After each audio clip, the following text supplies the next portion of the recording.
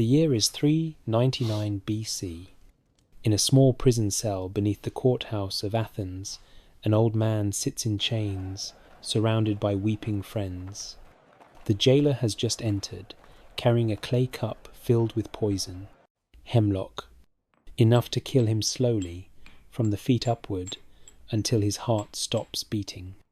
The old man takes the cup without hesitation. He drinks it calmly, as if it were wine at a dinner party. His friends beg him to escape.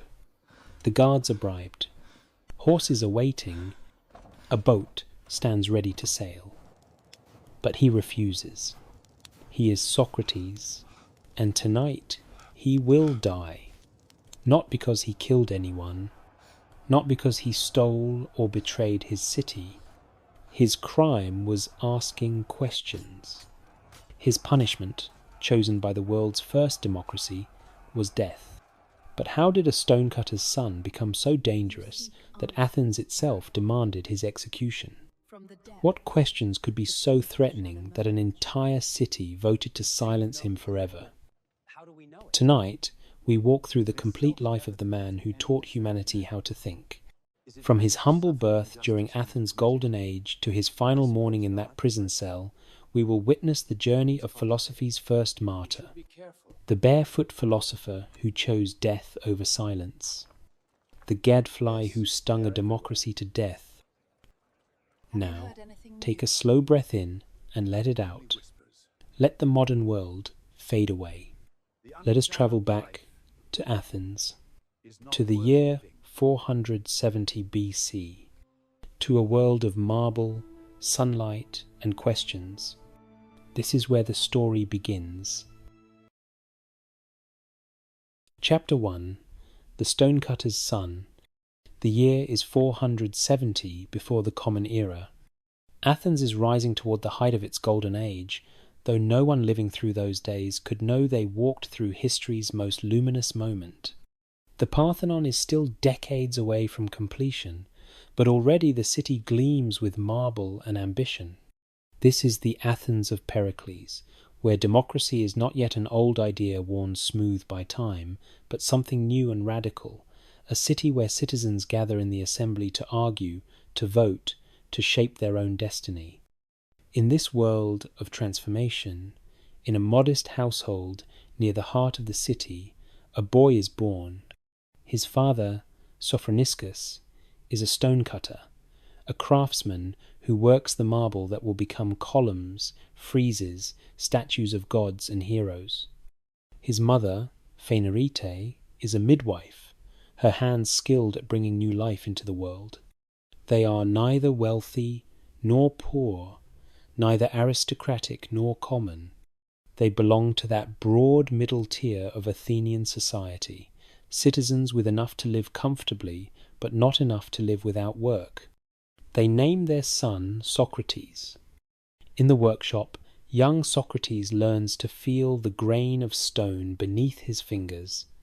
His father teaches him how marble remembers the mountain it came from, how each piece has its own character, its own resistance and willingness. The air is thick with stone dust that catches the afternoon light, turning it golden and heavy. The sound of chisel on stone becomes the rhythm of his childhood. Tap, tap, tap, patient and persistent, the sound of something slowly taking shape. But the boy's mind wanders.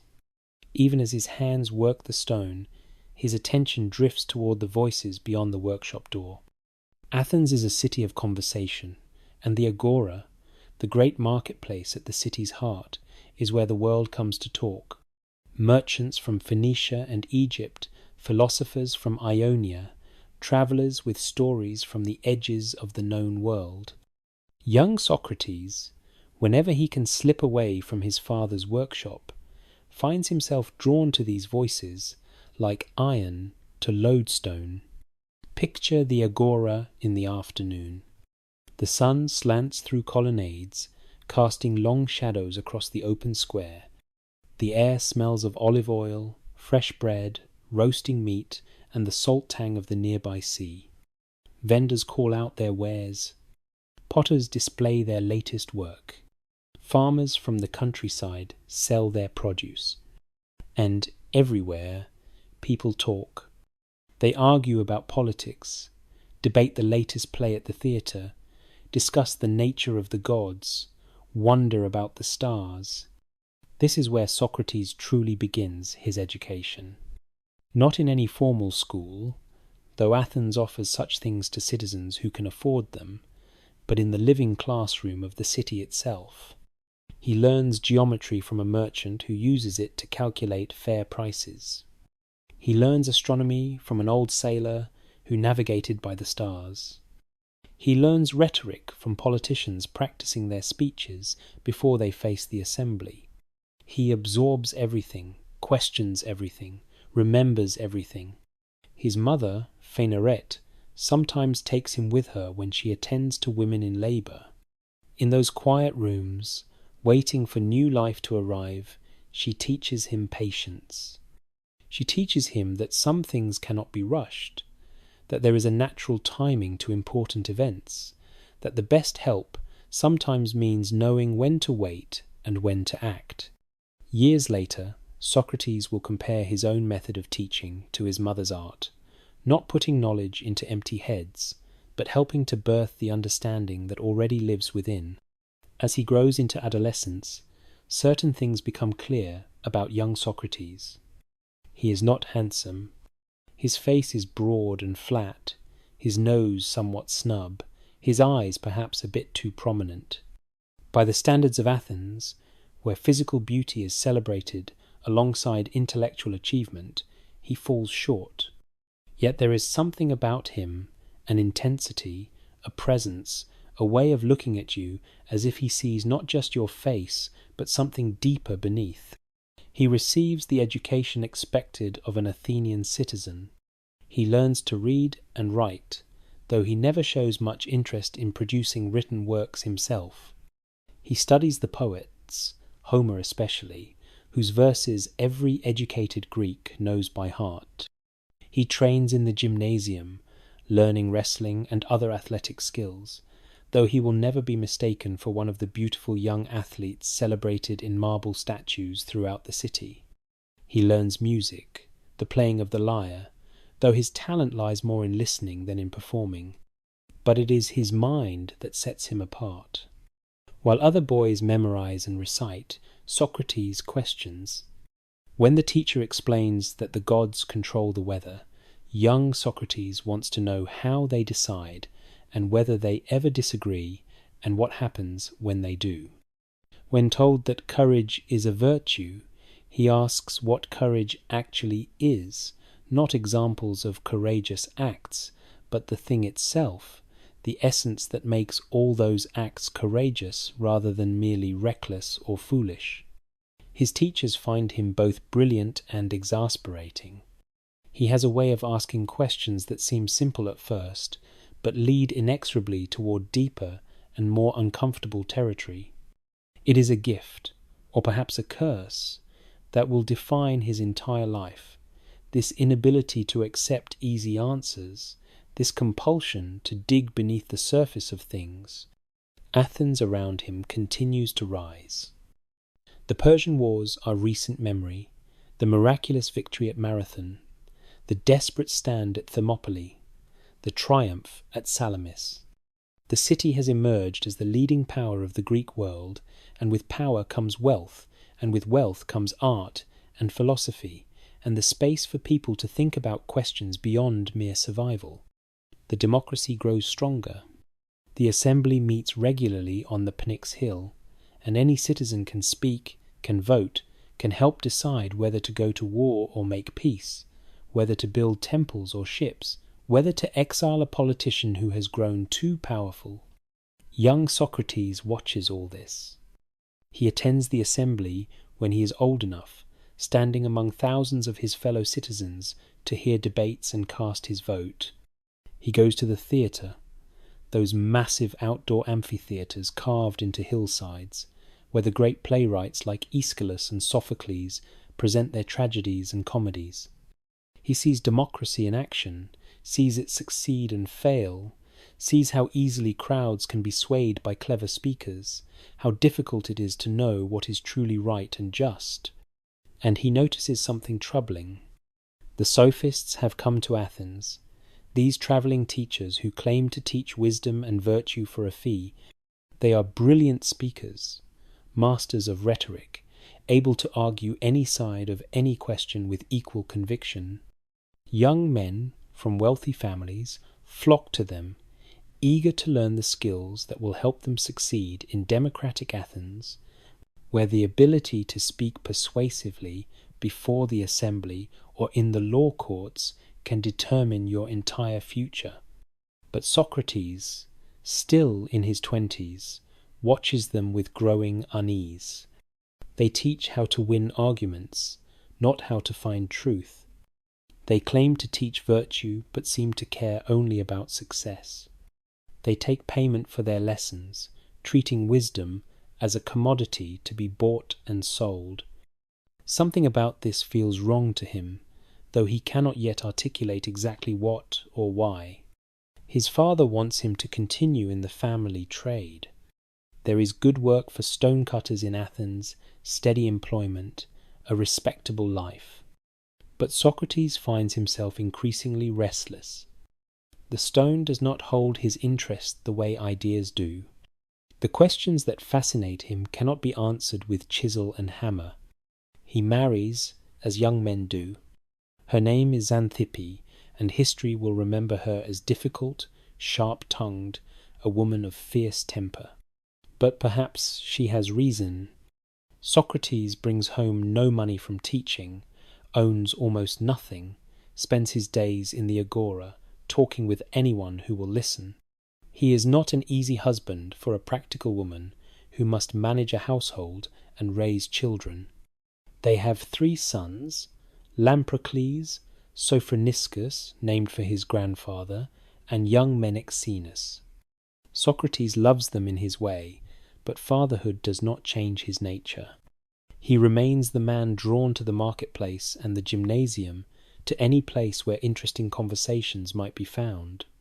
He remains the questioner, the gadfly, the man who cannot let comfortable certainties rest undisturbed. But all of this, the childhood in the workshop, the education in the agora, the early marriage and family, all of this is merely preparation. The real transformation, the event that will set Socrates irrevocably on his philosophical path, still lies ahead. For now, he is simply a curious young man in a brilliant city, not yet knowing that his questions will eventually lead him to a prison cell and a cup of poison. The marble dust settles in his father's workshop. The sun sets over the Acropolis. Athens prepares for war with Sparta, though most citizens still believe it will be quick, decisive, glorious, and Socrates, in his late 20s now, stands at the edge of everything he will become. The stonecutter's son has learned to work with his hands. Soon he will learn to work with ideas. And later still, he will learn that some ideas are worth dying for. But first there is war. Chapter 2. The Soldier-Philosopher. The war comes to Athens like a slow tide, inexorable and dark. It begins in 431 before the Common Era, with diplomatic failures and escalating tensions between Athens and Sparta, 2 powers too proud to compromise, too strong to ignore each other, locked in a struggle that will consume an entire generation. The Peloponnesian War, as history will call it, will last 27 years. It will drain Athens of its wealth, its power, and finally its soul. And Socrates, now in his late 30s, will march into it as a hoplite, a heavy infantryman, carrying shield and spear into battles that will test not just his courage, but his entire understanding of what it means to be human. The first campaign takes him north to Potidæa, a city in Thrace that has rebelled against Athenian control. It is winter when the siege begins, and the cold is merciless. The soldiers sleep on frozen ground, eat meagre rations, watch their breath turn to frost in the pre-dawn darkness. Many men suffer terribly. They wrap themselves in every scrap of cloth they possess, huddle around inadequate fires, lose toes and fingers to frostbite. But Socrates walks through the camp in his usual light cloak, barefoot as always, seemingly untouched by the cold that breaks other men. His fellow soldiers notice this. They begin to speak of it in hushed tones around their fires. There is something uncanny about the way he endures what others cannot, as if his mind has simply decided that the body's complaints are not worth acknowledging. He stands watch through freezing nights without complaint. He marches through snow without boots. And through it all, he remains himself, calm, questioning, oddly cheerful. One morning, the sentries find him standing motionless in the same spot where they saw him at sunset the previous evening. He has not moved all night. His eyes are open but distant, fixed on something no one else can see. When the sun rises fully and he finally stirs, shaking off the strange stillness, he simply returns to his duties as if nothing unusual has happened. His companions ask what he was doing. He tells them he was thinking through a problem and lost track of time. They accept this explanation, though they wonder what problem could hold a man frozen for an entire winter night. During the siege, Socrates fights alongside a young man who will become one of Athens' most brilliant and controversial figures, Alcibiades. Beautiful, ambitious, aristocratic, Alcibiades represents everything. Socrates is not. He is wealthy where Socrates is poor, refined where Socrates is plain, concerned with glory and reputation where Socrates cares only for truth and virtue. Yet somehow these two opposite souls are drawn to each other. The moment comes during a skirmish outside the city walls. The Athenians are pushing forward when suddenly the enemy counterattacks with unexpected force. The line breaks. Men begin to fall back in disorder that threatens to become full retreat. In the chaos, Alcibiades goes down, wounded, his armour pierced, blood spreading across the frozen ground. Socrates sees him fall. While others run, the old philosopher, though he is not yet truly old, only 40 years in age, moves toward the wounded man with that same unhurried determination he shows in philosophical debates. He plants himself over Alcibiades' body like an oak tree, his shield raised, his spear ready. The enemy presses forward. Socrates does not move. He fights with surprising skill for a man known more for talking than fighting, his movements economical and precise. He holds the ground until help arrives, until Alcibiades can be carried to safety. Later, when the army awards honours for bravery, Socrates insists that the credit should go to Alcibiades, not to himself. It is Alcibiades who fought more brilliantly, he argues. He himself merely stood in one place and refused to move, hardly the stuff of heroic legend. But those who were there know better. They saw a philosopher transform into a warrior, saw courage that had nothing to do with seeking glory and everything to do with refusing to abandon a fallen comrade. Alcibiades never forgets. For years afterward, he will follow Socrates through the streets of Athens, drawn to this strange man who saved his life yet seems to care nothing for the gratitude or prestige that should follow such an act. He will sit at Socrates' feet, listening to his questions, trying to understand how someone can be so wise and yet claim to know nothing, so courageous and yet seek no honour, so influential and yet own almost nothing. The siege of Potidæa drags on through winter, into spring and summer, and another winter. Men die of cold, of disease, of wounds that fester in the unsanitary conditions of the camp. Finally, the city surrenders. The Athenians have won. though the victory feels hollow after such cost. The army marches home, and Socrates returns to Athens, changed in ways his fellow citizens cannot quite perceive. He has seen men die, has killed men himself, has stood in the chaos where life and death depend on split-second decisions and the strength of the man beside you. He has experienced fear and overcome it, not through bravado, but through something deeper, a conviction that some things matter more than survival. He has discovered that philosophy is not just an intellectual exercise for peaceful afternoons in the agora. It is a way of life that must hold firm even when spears are flying and friends are falling. The war continues. 6 years after Potidaea, Socrates marches again, this time to Delium in Boeotia. The battle there becomes a disaster for Athens. The army is outmaneuvered, outfought, forced into desperate retreat. Men throw away their shields to run faster. Panic spreads like fire through dry grass.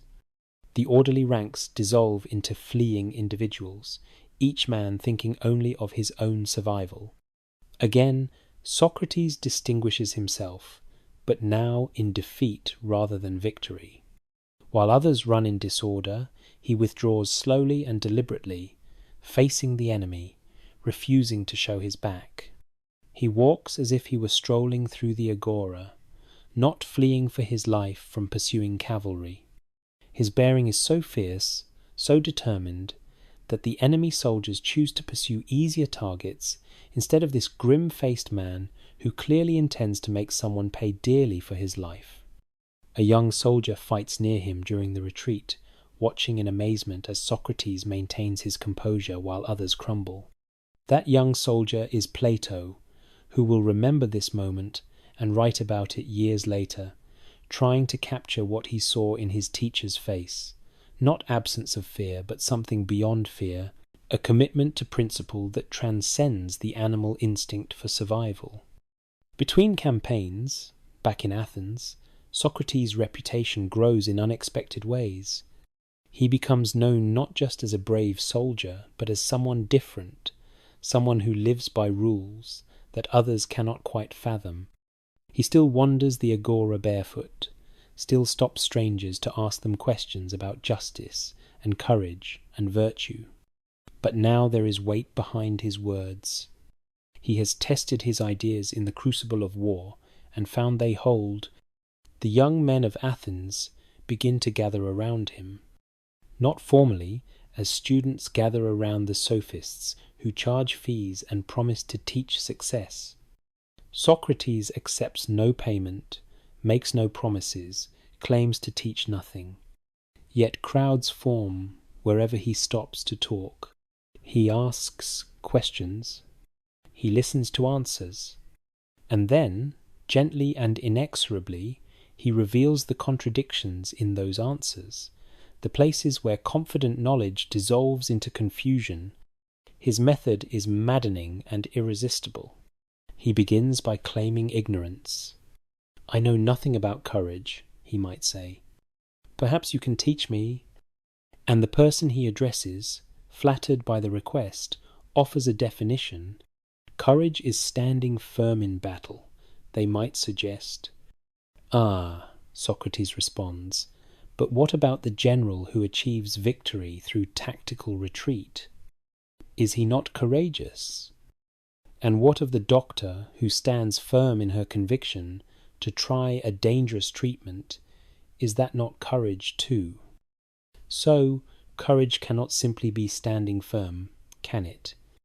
The conversation continues, winding through examples and counterexamples, each answer revealing new questions, each certainty dissolving under examination.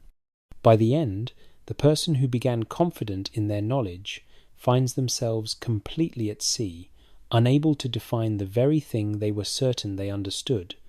Some walk away angry, feeling they have been made to look foolish.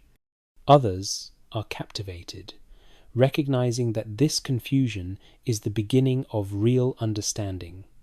that Socrates has not destroyed their knowledge, but revealed they never truly possessed it in the first place. The war grinds on. Socrates serves in one final campaign at Amphipolis in 422. Another battle, another test of courage. He acquits himself well, as always, though by now his reputation as a soldier is overshadowed by his reputation as a philosopher.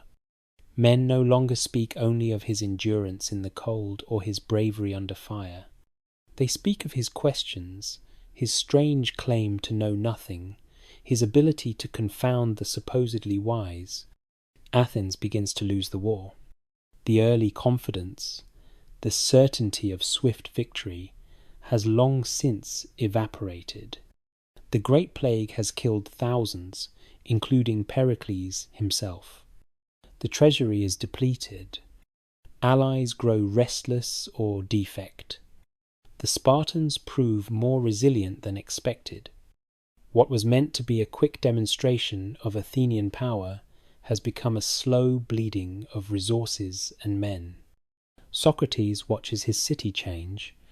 The democracy that seemed so vibrant in his youth shows cracks. Demagogues rise to power by telling people what they want to hear rather than what they need to know. Decisions are made by emotional crowds swayed by clever rhetoric. Justice becomes whatever the assembly votes it to be on any given day. The very system that Socrates fought to defend begins to look less like wisdom in action and more like organized ignorance. Yet he does not despair. If anything, his sense of mission intensifies. He sees now what he perhaps only intuited before, that Athens' real enemy is not Sparta but its own unreflective certainty, its unwillingness to examine the principles on which it claims to act. A city that does not know what justice is cannot be truly just, no matter how democratic its institutions. A people who cannot define courage or wisdom or virtue cannot possess these things simply by claiming them. His philosophical questions are no longer abstract puzzles for leisure moments. They are urgent matters of survival. If Athens does not learn to examine itself, to question its assumptions, to seek truth rather than mere victory in debates, it will destroy itself from within. Socrates becomes convinced that his true service to Athens is not his service as a soldier, but his service as what he will later call a gadfly, an annoying insect that stings the great horse of the state into wakefulness, forcing it to pay attention to what it would rather ignore. He is 50 years old now, his beard grey, his body marked by years of military service and philosophical poverty. He owns almost nothing. His wife Xanthippe grows increasingly frustrated with his refusal to earn money like other men, with his peculiar priorities, with coming home to find their dinner being eaten by his latest collection of admirers and hangers-on. Once, legend says, she pours water over his head in exasperation. He simply observes that after thunder comes rain and continues his conversation. His 3 sons are growing up in a household where ideas matter more than wealth, questions more than answers, integrity more than success. They will never be rich. Their father's fame will not translate into the kind of advantages that other prominent Athenians can offer their children, but they will grow up knowing what it looks like to live according to principle, even when principle leads to poverty and social awkwardness. The war has made Socrates who he is, not just the physical battles, though those tested his courage, but the longer, slower battle against unthinking certainty, against the comfortable assumptions that allow people to live without examining their lives. He has learned that the unexamined life, as he will later say, is not worth living. He has learned that real courage is not just facing enemy spears, but facing one's own ignorance.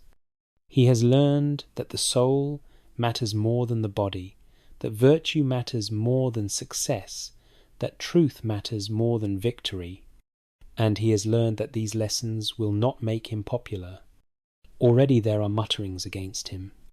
Some see his questions as dangerous, his influence on young men as corrupting. The sophists, whose methods he criticizes, begin to resent him. Politicians whom he has embarrassed in public debate nurture grudges. The seeds of future troubles are being planted, though the harvest is still years away. For now, Socrates continues his work. The war will end eventually. Athens will lose. The great experiment will tarnish. The golden age will fade. But truth remains truth. Justice remains justice. Virtue remains virtue, regardless of who wins or loses the war. These are the things worth fighting for. These are the things worth living for. And perhaps, though he does not yet know it, these are the things worth dying for. The soldier puts down his shield for the last time. The philosopher takes up his questions and walks back into the agora. The real battle, the one that will define his legacy, is about to begin. Chapter 3. The Oracle's Riddle. There is a moment in every life when everything changes, when the path ahead suddenly becomes clear even as it becomes more difficult. For Socrates, that moment arrives not on a battlefield but through the words of an oracle spoken in a sacred place far from Athens, carried back to him by a friend who could not have known what he was about to set in motion. The year is 430, or thereabouts. Socrates is around 40 years old, his military service behind him, his reputation as an unusual thinker beginning to spread through Athens. He spends his days, as he has for years now, wandering the agora, the gymnasiums, the workshops, engaging anyone willing to talk in conversations about virtue and knowledge and the good life. But he has not yet found his true purpose. He is searching, always searching, without quite knowing what he searches for. His friend Chaerephon is one of those enthusiastic souls who seem to live at a higher pitch than ordinary people. Devoted to Socrates, convinced of his wisdom, Chaerephon makes a pilgrimage to Delphi, to the great temple of Apollo, where the oracle speaks prophecies that shape the fates of kingdoms. The sanctuary sits on the slopes of Mount Parnassus, a place of such power and sanctity that even hardened generals approach it with trembling hearts. Chaerephon asks the oracle a simple question: is anyone wiser than Socrates? The priestess, speaking with the voice of the god, gives an answer that will echo through 25 centuries. No one is wiser.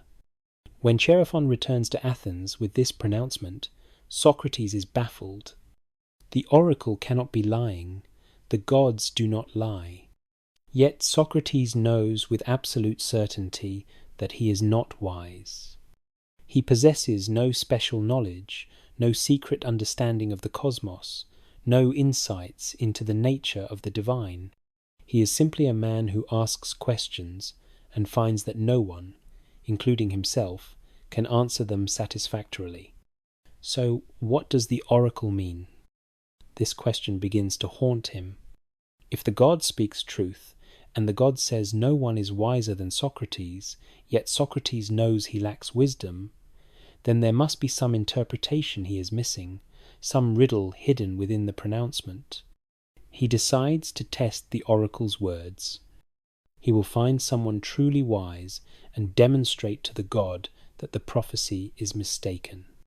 Not out of arrogance, but out of genuine confusion and a need to understand.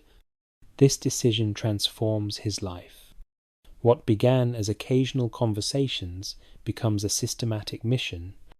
Socrates sets out to find wisdom wherever it might be found. He begins with the politicians, those men who guide Athens through debate and decision, who shape laws and determine the fate of thousands.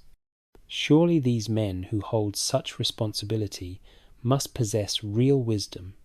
He approaches them with deference, explaining that he has heard they are wise and wishes to learn from them. Picture one such encounter in the colonnaded shade of the agora. A prominent statesman holds court, surrounded by admirers. Socrates approaches, humble and curious. He asks a simple question: what is justice? The politician, confident, offers a ready answer. Justice is giving each person what they are owed.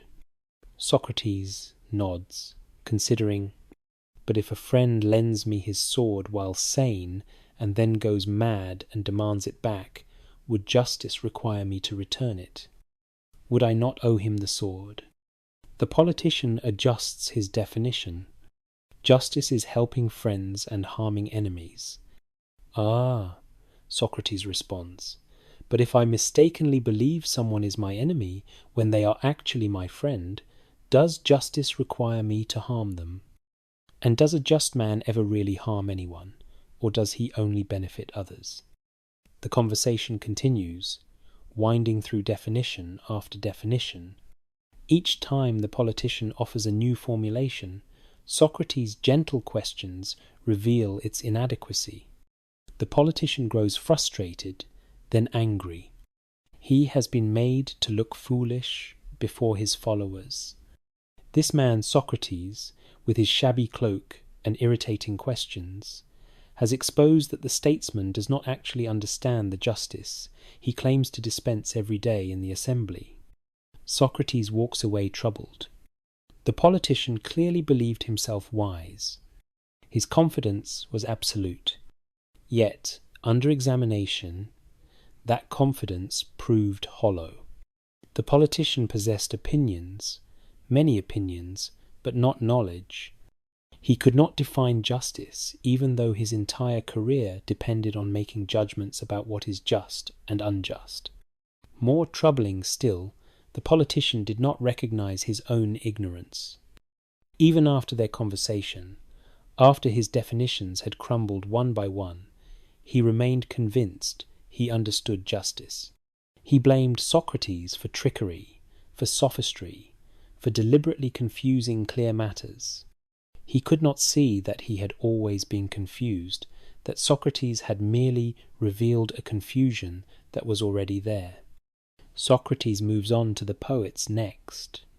Surely those who create beauty with words, who move audiences to tears and laughter, who seem to channel divine inspiration, surely they possess wisdom. He attends their readings, speaks with them afterward, asks them to explain what their poems mean. He discovers something unexpected. The poets create brilliantly, but cannot explain what they create. When asked why they chose a particular image, or what a certain passage signifies, they offer interpretations no better than anyone else's. Sometimes listeners understand the poems more deeply than the poets themselves. It is as if the poets are possessed during creation, speaking truths that come through them rather than from them. They are skilled at their craft, certainly, but this skill is not the same as wisdom. They know how to make beautiful verses without knowing why those verses are beautiful or what truths they contain. Again, Socrates notes that the poets believe themselves wise. They possess genuine talent in poetry and assume this talent extends to all subjects. They speak confidently about politics, ethics, the gods, as if skill in verse-making grants insight into all matters. But their confidence is misplaced. They mistake inspiration for understanding, eloquence for wisdom. Finally, Socrates turns to the craftsmen, the potters, weavers, builders, smiths, all those who make the physical things that sustain civilized life. Here at last he finds something resembling real knowledge. A potter truly understands clay, knows how to shape it, fire it, glaze it. A carpenter truly understands wood, can look at a tree and see what furniture might be made from it. This is genuine knowledge, testable and practical. But Socrates discovers the same problem he found with the poets. The craftsmen possess real wisdom in their crafts, but they assume this wisdom extends beyond their expertise. A man who knows how to build a house thinks he therefore knows how to build a just society. A smith who understands metal thinks he therefore understands virtue. They confuse limited knowledge with universal wisdom. After weeks or perhaps months of these investigations, Socrates begins to understand what the oracle meant. He is wisest not because he knows more than others, but because he knows what he does not know. The politicians, poets, and craftsmen all believe themselves wise when they are not. Socrates alone recognizes his own ignorance. And this recognition, this awareness of the limits of his knowledge, is itself a form of wisdom, perhaps the only form of wisdom humanly possible. The realization is both liberating and terrifying. Liberating because it gives him a mission, a purpose, a way to serve the god and the city. If wisdom begins with recognizing ignorance, then his task is to help others achieve that recognition, to free them from the false confidence that prevents real learning. He must become a kind of midwife of ideas, helping birth understanding by first clearing away the illusions of understanding. But it is also terrifying because he sees how such work will be received. People do not enjoy having their ignorance exposed. Those who believe themselves wise will not thank him for revealing they are not. He will make enemies of the powerful and influential. He will be seen as dangerous, corrupting, a threat to the social order. Yet he cannot turn away from the mission. The god has spoken. The truth matters more than popularity. The examined life matters more than a comfortable life. If his questions anger people, so be it. If his search for wisdom makes him unpopular, he will accept that price. The alternative, to live comfortably with unexamined assumptions, to pretend he knows what he does not know, is unthinkable. And so Socrates becomes who he is meant to be. Not a teacher in the traditional sense, for he claims to teach nothing. Not a wise man, for he claims no wisdom, but a questioner, an examiner, someone who holds up a mirror to others and asks them to truly look at what they believe and why they believe it. His method becomes more refined. He develops what will later be called the Socratic method, though he never names it himself.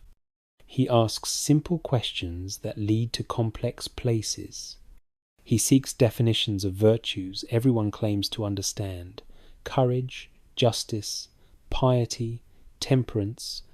He shows through careful questioning that these concepts are far more mysterious than people assume.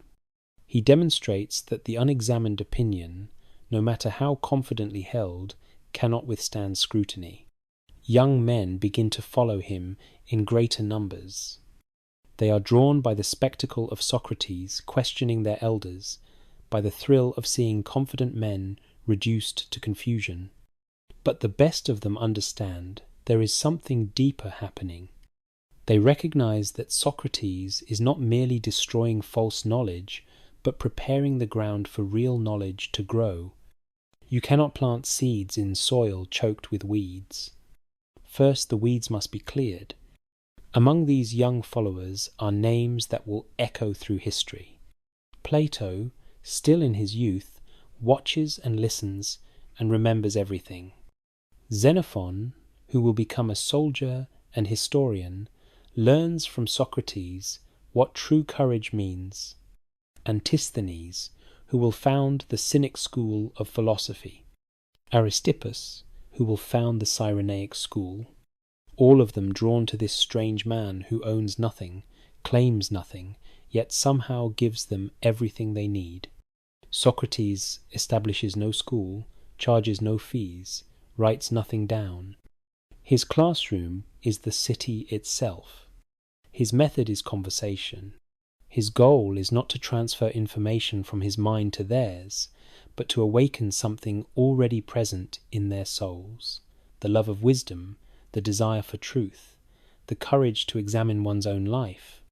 He speaks often of the soul. For Socrates, the soul is not just some vague spiritual entity, but the very essence of who we are, our capacity for reason, our moral character, our potential for virtue, the greatest task in life is the care of the soul, not the accumulation of wealth or power or fame, but the cultivation of wisdom and virtue.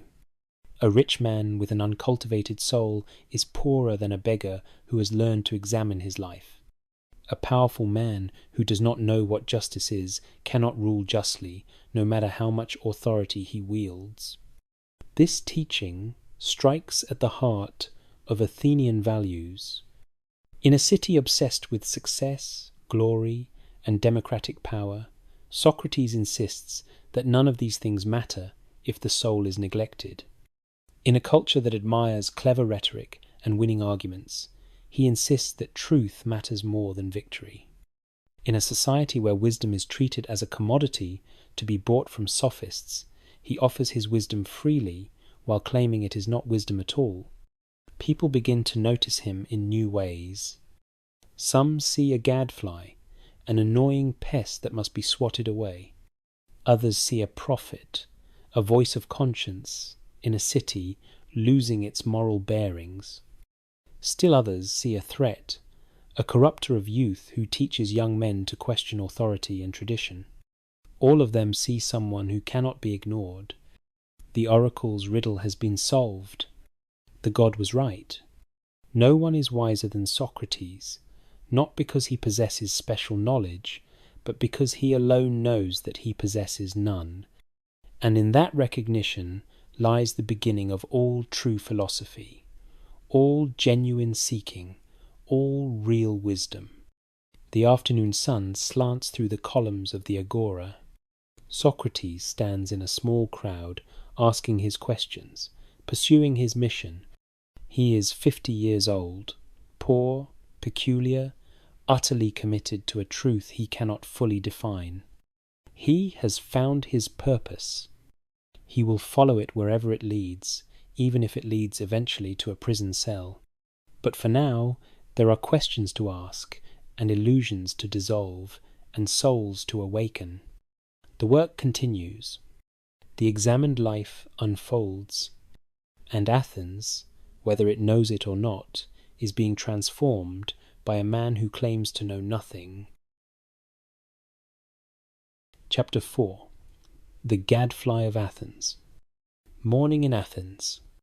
The sun rises over the Acropolis, painting the Parthenon's marble columns gold and rose. In the agora below, the city stirs to life. Merchants arrange their wares. Farmers from the countryside unload vegetables and grain. The smell of baking bread drifts from doorways. And through it all walks Socrates, barefoot as always, his cloak worn thin, making his way toward no particular destination, because any place might become a classroom. He is in his 50s now, the years between 420 and 400 before the Common Era, the height of his teaching life. His reputation has spread throughout Athens and beyond. Young men seek him out. Crowds gather when he stops to talk. His method is fully developed, his mission clear. He has become what he will later call himself, a gadfly, sent by the god to sting the great lazy horse of Athens into wakefulness. Watch him now as he encounters a young man near the shoemaker's stall. The youth is well dressed, clearly from a wealthy family, perhaps 17 or 18 years old. His name does not matter. He could be any of 100 young Athenians drawn to this strange philosopher. "Good morning," Socrates says. "You look like someone who knows about virtue. Perhaps you can help me understand something that confuses me." The young man, flattered, agrees. Of course he knows about virtue. He has been well educated. He has studied with the best teachers. "Tell me then," Socrates continues, his tone genuinely curious, never mocking, "what is virtue? Not examples of virtuous people or virtuous acts, but virtue itself. What is it?" The young man considers. "Virtue is doing good and avoiding evil. Ah, but what is good? Is it good to tell the truth? Of course. Always. If a madman asks where your father keeps his weapons, is it good to tell him the truth? The young man hesitates. Well, in that case, perhaps not. So telling the truth is sometimes good and sometimes not good. Then truth-telling itself is not the good. There must be something else, something that makes truth-telling good in some situations and wrong in others. What is that something?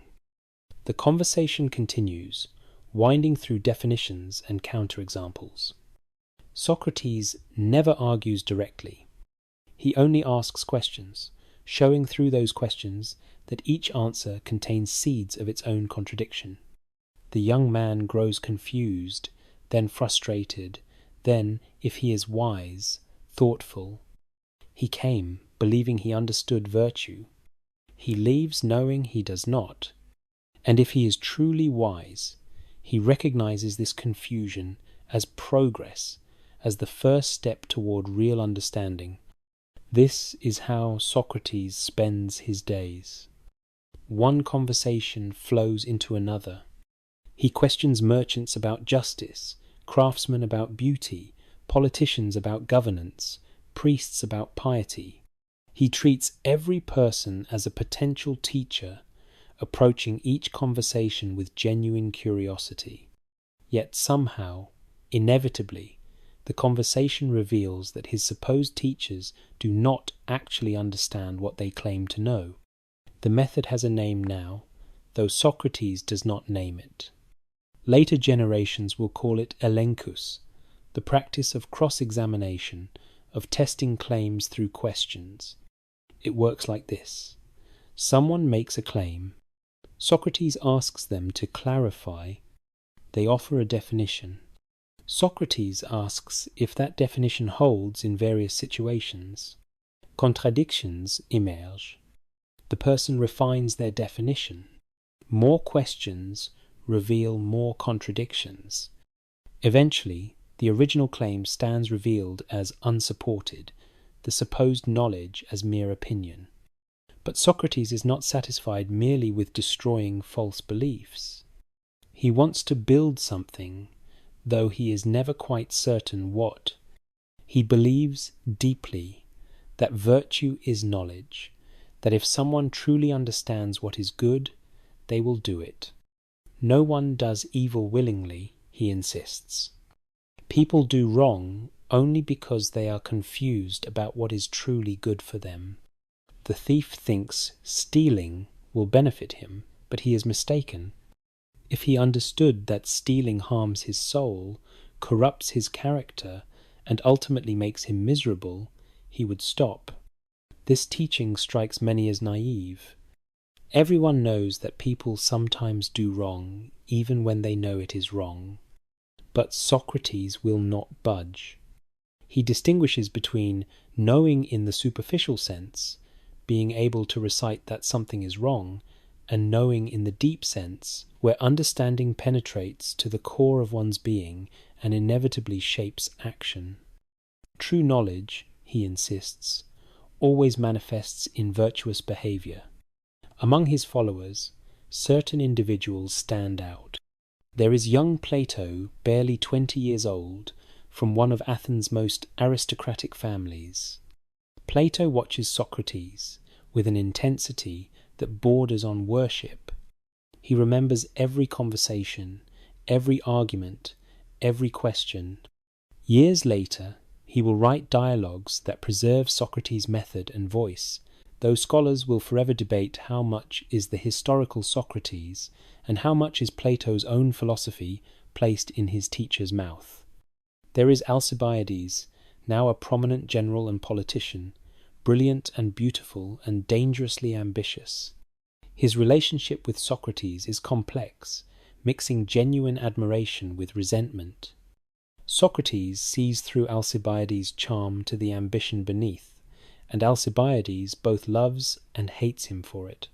At symposia, Alcibiades sometimes speaks of Socrates in ways that sound almost like a jealous lover, praising his wisdom, while complaining that the philosopher refuses to give him what he wants, not physical intimacy, but the kind of easy answers and moral endorsement that would allow Alcibiades to pursue glory without guilt.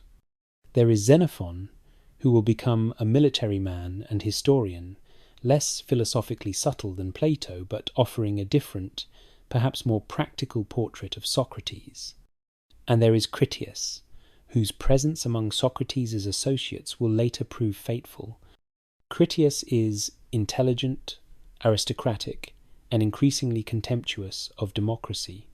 He listens to Socrates question democratic principles and draws conclusions his teacher never intended. Socrates' home life exists in tension with his philosophical life. His wife Xanthippe manages a household on almost no income. Socrates earns nothing from his teaching, accepts no fees, often gives away what little the family has. His 3 sons, Lamprocles, Sophroniscus, and Menexenus, grow up in poverty, though a poverty rich with conversation and ideas. The famous story about Xanthippe pouring water over Socrates' head may be apocryphal, but it captures something true about their relationship. She is practical where he is idealistic, concerned with survival where he is concerned with souls, frustrated by his refusal to provide for his family in conventional ways. Yet she stays with him, raises his sons, endures the gossip of neighbours who wonder why such a famous man lives like a pauper. Perhaps she understands, better than his admirers, the price of his philosophy, not just the poverty but the gathering danger. For Socrates is making enemies. Every politician he embarrasses, every sophist whose methods he criticizes, every father whose son he has taught to question tradition, all of them bear grudges. The accusations are whispered at first, then spoken more openly. He corrupts the youth. He does not believe in the gods. He makes the weaker argument appear stronger. He teaches young men to disrespect their elders. The comparison to the sophists particularly galls him. The sophists, men like Protagoras and Gorgias and Hippias, travel from city to city, charging enormous fees to teach rhetoric and persuasion. They claim to teach virtue, but seem to care only about success. They boast that they can argue any side of any question, which suggests to Socrates that they care nothing for truth, only for winning arguments. Socrates refuses all payment. He insists he teaches nothing because he knows nothing. Where the sophists offer certainty, he offers only questions. Where they promise success in public life, he promises only self-knowledge. Yet the public often lumps him together with the sophists. To many Athenians, he is just another one of these new intellectuals who confuse young people and undermine traditional values. He speaks often of his daimonion, an inner voice or divine sign that sometimes warns him against certain actions. It never tells him what to do, only what not to do.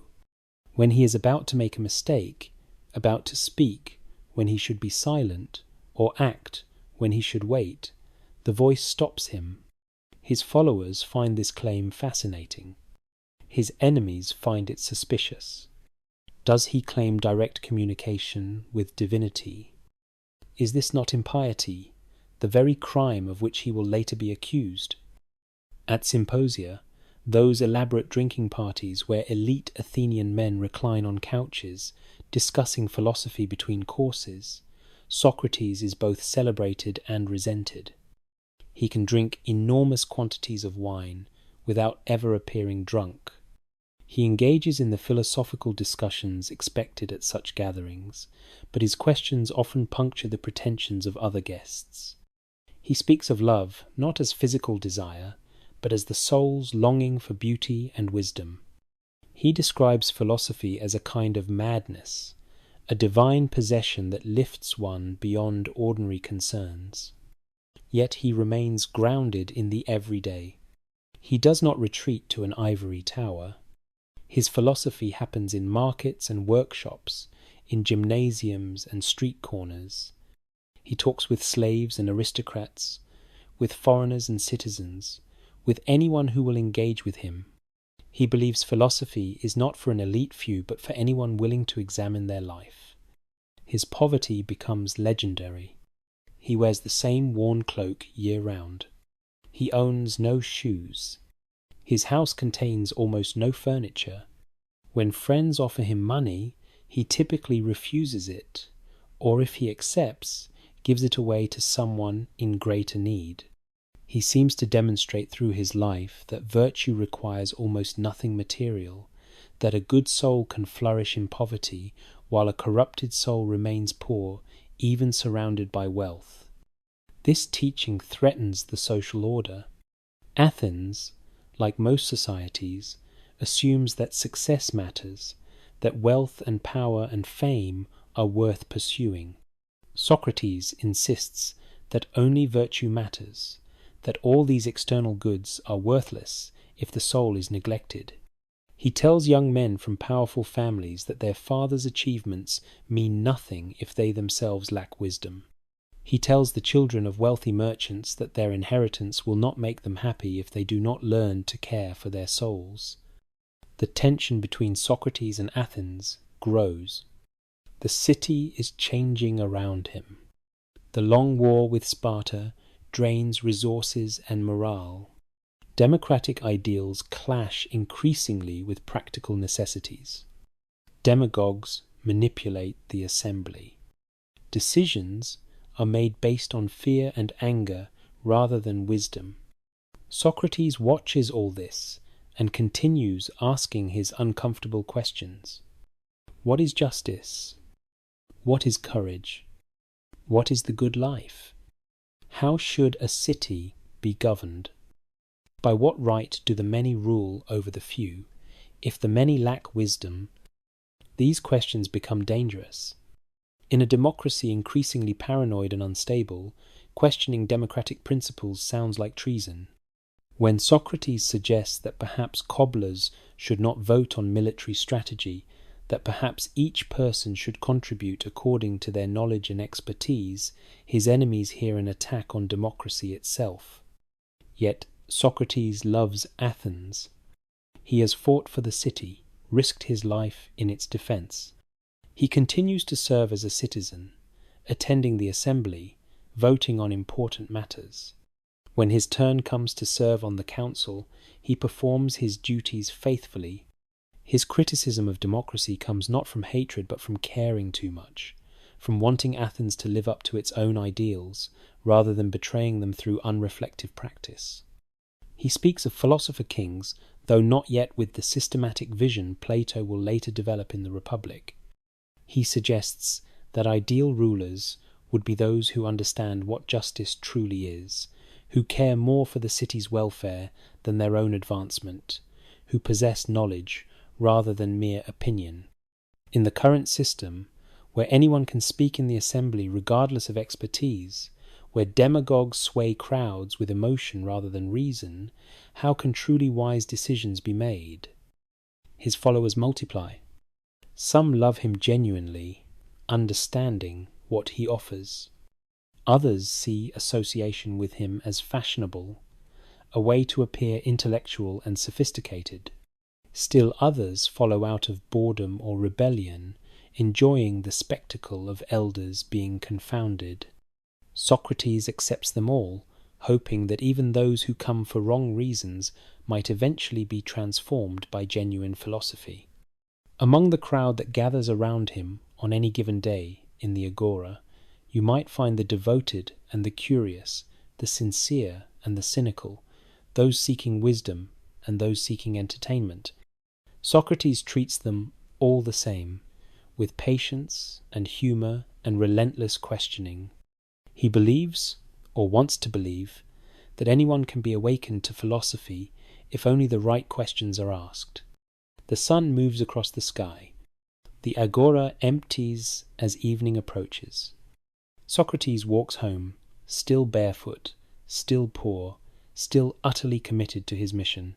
He is 60 years old now, near the end of this chapter of his life. The peaceful years of teaching are drawing to a close. Political storms are gathering. His enemies are growing bolder. The city he loves is about to turn against him. But tonight there is bread for dinner, watered wine, conversation with his family. Tomorrow will bring new questions, new conversations, new opportunities to sting the lazy horse into wakefulness. The examined life continues. The gadfly persists. And the soul, that precious thing worth more than all the gold in Athens, continues its slow cultivation toward wisdom. Chapter 5. Democracy's Dark Turn. The war ends badly. After 27 years of fighting, Athens surrenders to Sparta in 404 before the Common Era. The great fleet that once ruled the Aegean is destroyed. The long walls connecting Athens to its port at Piraeus are torn down, their stones scattered while Spartan soldiers look on and flute players celebrate. The empire is gone. The treasury is empty. Thousands of citizens are dead. And what remains is a city haunted by defeat, suspicious of its own principles, ready to blame someone for the catastrophe. Socrates was 65 years old. He has watched Athens rise to glory and collapse into humiliation. He has seen democracy at its best and its worst. And now he will see something darker still, the death of democracy itself, replaced by oligarchy, terror, and vengeance. The Spartans install a new government in Athens. 30 men, supposedly the best and wisest citizens, are given absolute power to reform the constitution and restore order. They call themselves the 30. History will call them the 30 tyrants. And among their leaders is Critias, one of Socrates' former associates, a man who sat in the agora listening to philosophical discussions and drew from them conclusions Socrates never intended. Critias is brilliant, aristocratic, utterly ruthless. He believes democracy has failed, that rule by the ignorant masses led Athens to ruin. He heard Socrates question whether cobblers should vote on matters they do not understand, whether the many are qualified to rule if they lack wisdom. But where Socrates asked these questions to promote examination and self-knowledge, Critias heard justification for aristocratic tyranny. The 30 begin their rule by targeting genuine criminals and corrupt politicians. Many Athenians, exhausted by war and chaos, welcome this restoration of order, but the purges quickly expand. The 30 confiscate property from wealthy citizens to fill the depleted treasury. They exile or execute anyone they consider a threat. Democratic leaders flee or die. Informers prosper. Fear settles over the city like fog.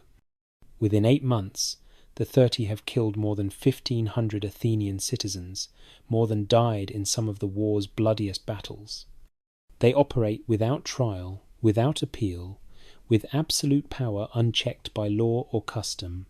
This is what can happen when government is freed from democratic constraints, when the wise rule without accountability.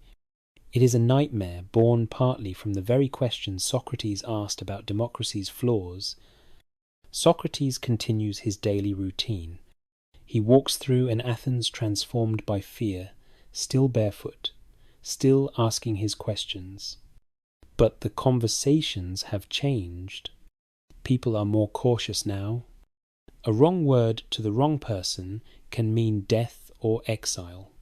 Yet Socrates persists. He will not be silent. He will not stop examining life simply because examining life has become dangerous. The confrontation comes inevitably.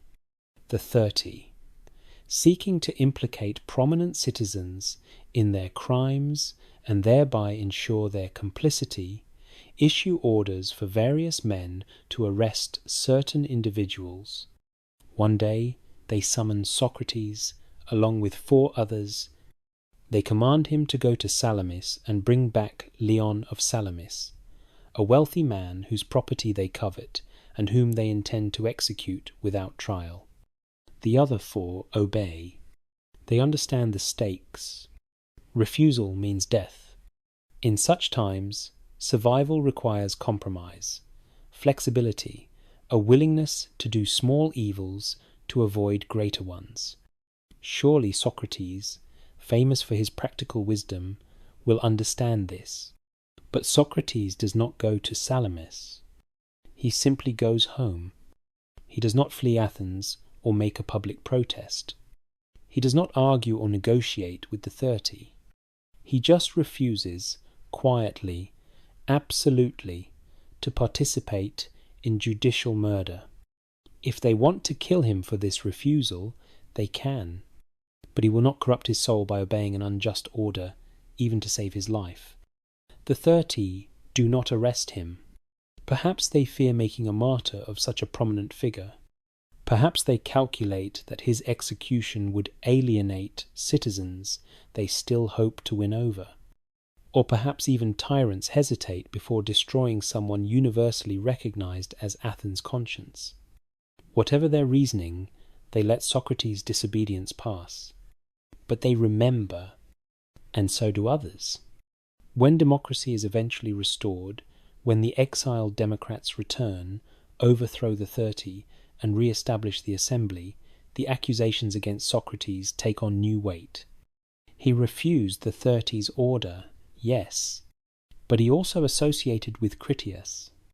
He also asked questions that seemed to undermine democratic principles. He also taught young men to question their elders, to challenge tradition, to think for themselves. Democracy returns to Athens, but it returns wounded, suspicious, vengeful. The democrats who survived exile and civil war are not the confident citizens of Pericles' golden age. They have seen their system destroyed from within. They have watched former students of philosophy become tyrants. They are determined that Athens will never again fall victim to clever intellectuals who corrupt young minds with dangerous ideas. Socrates becomes a convenient scapegoat. He did not join the 30, true, but neither did he actively oppose them until ordered to participate in murder. He continued teaching throughout their reign, and some of his students, not just Critias but others, supported the oligarchy. His constant questioning of democratic principles now seems not like philosophical inquiry, but like seditious propaganda. The years after the 30's fall are years of reckoning and recrimination. Athens tries to rebuild, to restore its democratic institutions, to heal the divisions civil war has opened. An amnesty is declared. No one can be prosecuted for crimes committed during the 30's reign. This prevents endless cycles of vengeance, but it also means that anger and resentment have no legal outlet. People want someone to blame, but the amnesty protects the actual perpetrators. So attention turns to those who can be prosecuted, not for what they did during the 30's rule, but for what they taught beforehand. The intellectuals who filled young men's heads with anti-democratic ideas, who made them despise the common people, who convinced them that the wise should rule regardless of what the demos wants. Socrates continues teaching. He is 70 years old now, well past the age when most men retire from public life. But retirement is not in his nature. The questions remain. The need for examined life persists. Athens may want to stop examining itself, to embrace comfortable certainties, to punish those who insist on asking uncomfortable questions. But Socrates cannot accommodate this desire, even to save himself. His teachings during these years take on new urgency. He speaks more explicitly about the importance of law, even unjust law. He emphasizes that while individuals must examine their lives and challenge false beliefs, they must also recognize their obligations to the community. He distinguishes between internal questioning, which should be relentless, and external obedience to legitimate authority, which preserves social order. But these nuances are lost on his enemies. They hear only the questioning, see only the influence, remember only the students who became tyrants. They watch young men still gather around him in the agora, still listen to his questions, still go home convinced that their fathers know nothing, and they begin to plan. The charges, when they come, will surprise no one who has watched these developments. But Socrates himself seems almost willfully blind to the danger. Friends warn him.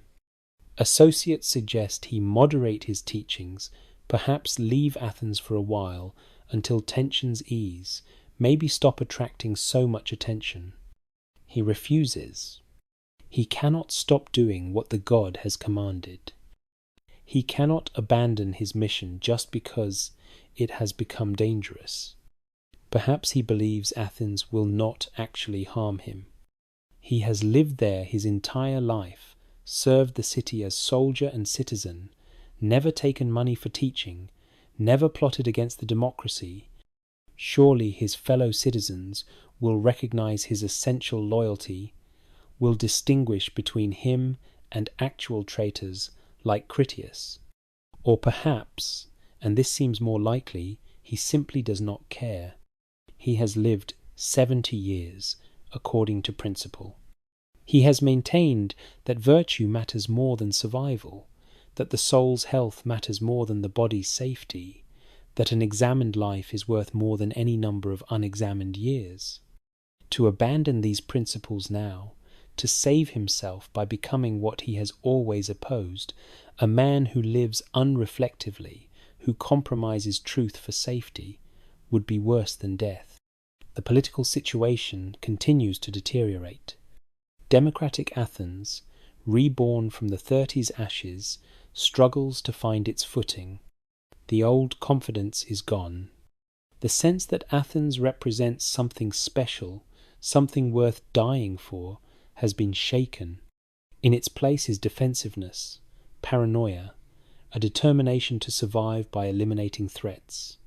Socrates represents many things to many people, but increasingly he represents something Athens can no longer tolerate, the voice that insists on asking whether Athens deserves to survive in its current form, whether democracy is truly the best system, if the demos lacks wisdom, whether the examined life might require conclusions that democracy finds uncomfortable.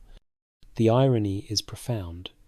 Socrates, who refused to participate in the 30s crimes, who risked his life to maintain his integrity, who loves Athens despite criticizing it, this man now faces punishment from the democracy he never betrayed. The system he questioned but never overthrew prepares to destroy him for asking questions it can no longer bear to hear. Evening falls over Athens. The agora empties.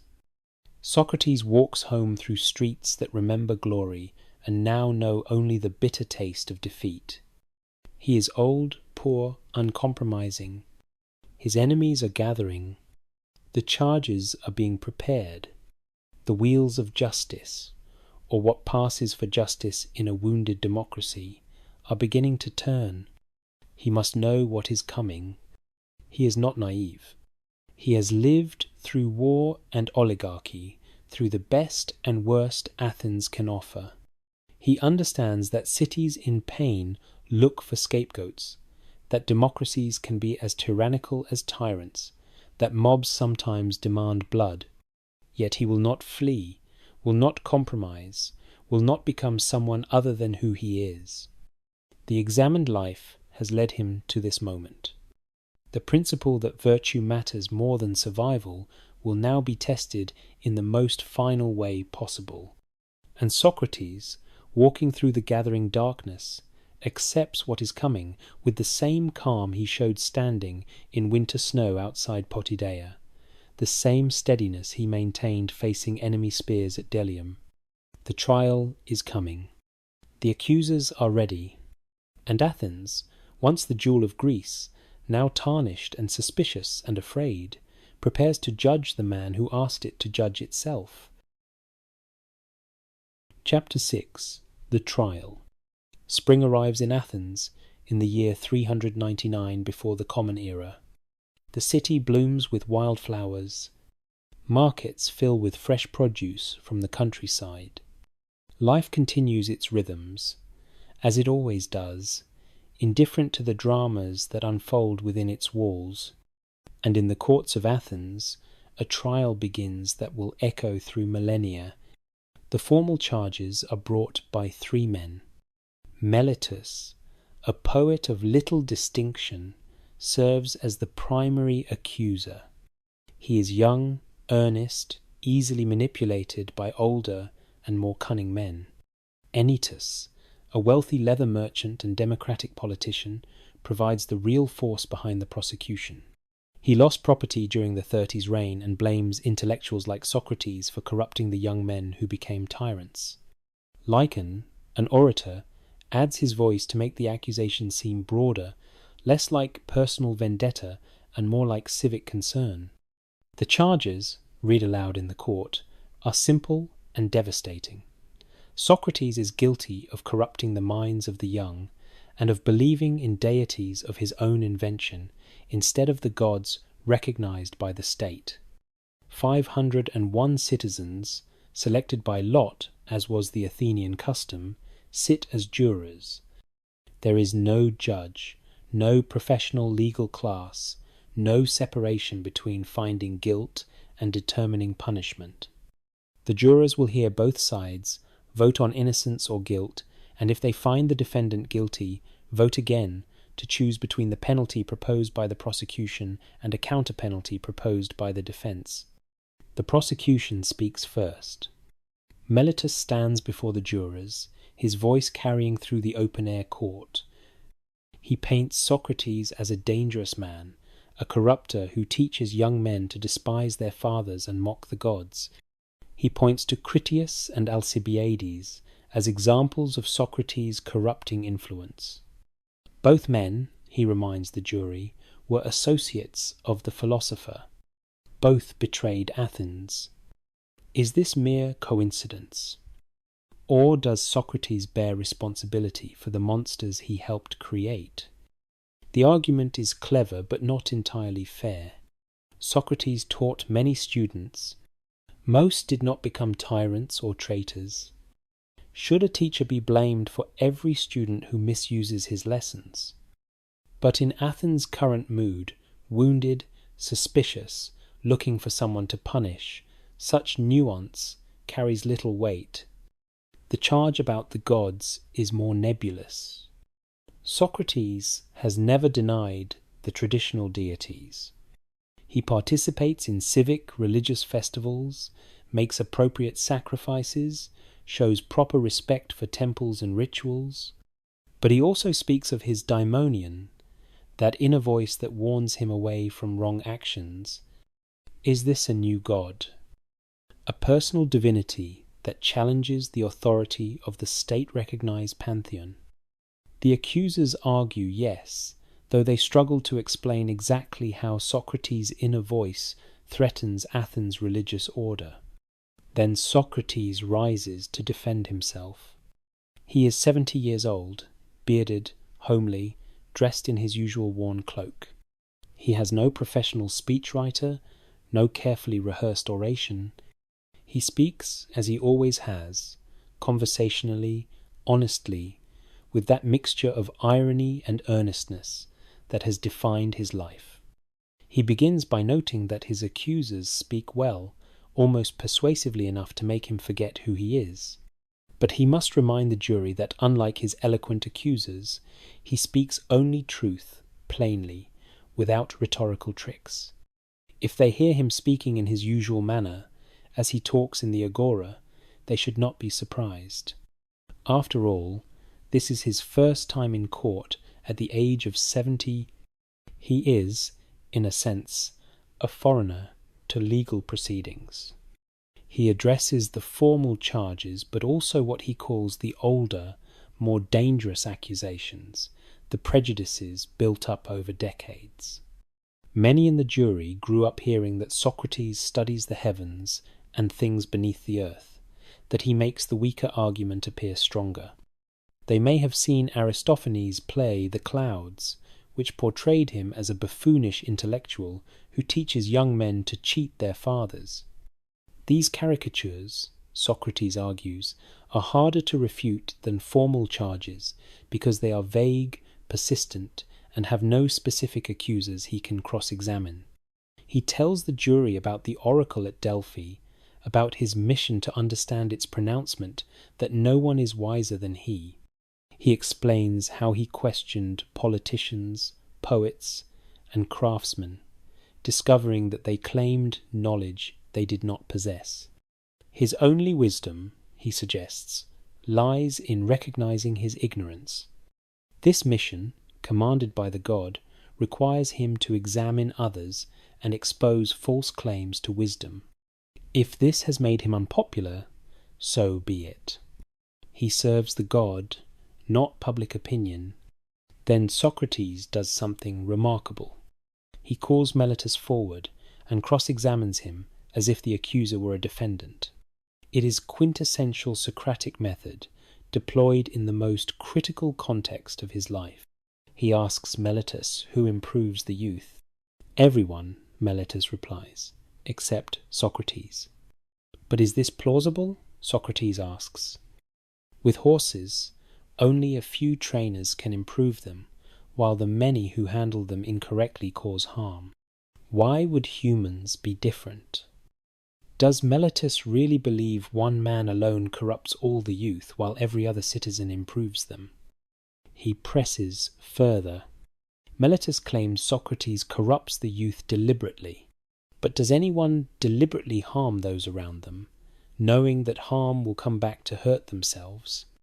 If Socrates corrupts his companions, they will become bad people who will harm him. So either Socrates does not corrupt anyone, or he does so unintentionally and deserves instruction rather than punishment. The cross-examination continues, exposing the contradictions in the charges. Meletus claims Socrates believes in no gods, but also that he believes in new gods. Which is it? Can someone believe in divine activities without believing in divine beings? Socrates makes Meletus look foolish, which may satisfy philosophical integrity, but does nothing to win over a jury already predisposed against him. He addresses his poverty as evidence of his sincerity. If he were a sophist teaching for money, he would be wealthy. But he owns almost nothing, accepts no fees, lives simply because his mission from the god matters more than material comfort. How can this be corruption? He teaches no doctrine, claims no wisdom to impart. He merely asks questions and helps others recognize what they do not know.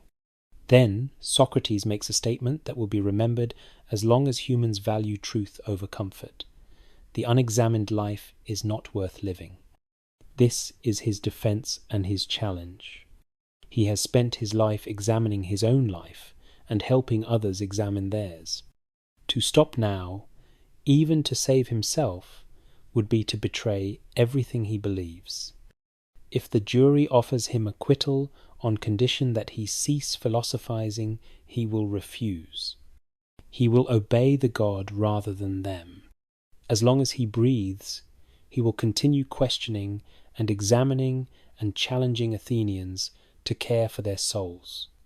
He reminds the jury of his military service, his courage at Potidaea and Delium, his refusal to flee when others ran. He did not abandon his post as a soldier. Why would he abandon his post now, the station the god has assigned him as Athens' Gadfly? To fear death would be to claim knowledge he does not possess, knowledge of what comes after death. Death might be the greatest blessing, or it might be dreamless sleep. Either way, it is nothing to fear for someone who has lived righteously. His speech is powerful, honest, uncompromising. It is also tactically disastrous. He refuses to beg for mercy. He does not bring his wife and children forward to plead tearfully for his life. though this was common practice and often effective. He will not manipulate the jury's emotions. He will not pretend to be other than who he is. If they acquit him, it should be because they recognize his innocence, not because they pity him. The jury votes. Small bronze discs are placed in urns, one type for guilty, another for innocent. The discs are counted. The result: 280 votes for guilty, 221 for innocent. He is convicted, but by the narrowest of margins. Had 30 jurors voted differently, he would walk free. Now comes the penalty phase. The prosecution proposes death.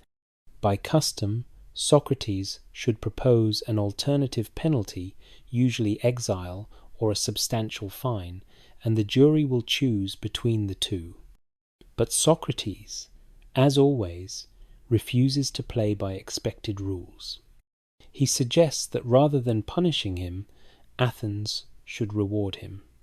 He has spent his life in service to the city, trying to wake it from complacency. He has lived in poverty to pursue this mission. If justice were truly served, he should be given free meals in the Prytaneum, the honour Athens bestows on Olympic victors and great benefactors. He deserves this more than a horse racer, for while the racer makes people think they are happy, Socrates tries to make them actually happy by improving their souls. The jury murmurs. Is he mocking them? Some supporters urge Socrates to propose a serious alternative. Fine, he says. His friends offer to pay a fine on his behalf. He proposes 30 minae, guaranteed by Plato and others. It is a substantial sum, but far less than the gravity of the charges would normally demand, and it comes after his initial mockery, which has already inflamed the jury. The second vote is taken. This time, the margin is not narrow. More jurors vote for death than voted for conviction. Perhaps 80 or more change their votes, angered by what they perceive as arrogance and disrespect. Socrates is sentenced to die by drinking hemlock poison. He is not surprised. He addresses the jury one final time, speaking separately to those who voted to convict and those who voted to acquit. To his supporters, he offers comfort. This outcome was perhaps inevitable. His daimonion did not warn him away from coming to trial, which suggests that what is happening is not evil. Death may be a blessing. He does not know, but neither should they grieve as if they know it to be terrible. To those who condemned him, he offers prophecy. By killing him, they have not escaped examination. Younger men will arise, more numerous and more insistent than he, demanding that Athens justify its actions and beliefs. The city will find that silencing one questioner only creates more. The examined life cannot be stopped by execution. The questions remain even after the questioner dies. He concludes with words of remarkable serenity. He must go now to death, and they must go to life. Which is better? Only the God knows. He does not seem angry or afraid. He seems almost curious about what comes next, ready to discover whether death is dreamless sleep or a journey to another place, where he might meet the great figures of the past and continue asking his questions. The trial is over. The verdict is rendered. Socrates is led away to await execution. The sun continues its journey across the sky. The city continues its business. And philosophy has gained its first martyr, a man who chose truth over survival, principle over compromise, the examined life over life itself. In the Prytaneum, Olympic victors feast. In the prison below the Acropolis, Socrates waits for a ship to return from Delos.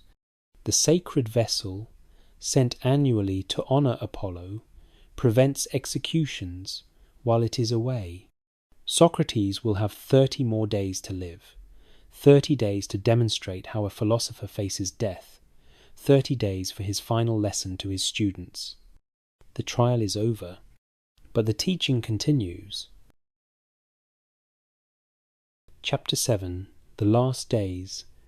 The ship to Delos left the day before the trial, its departure marked by the placement of a garland on the temple of Apollo.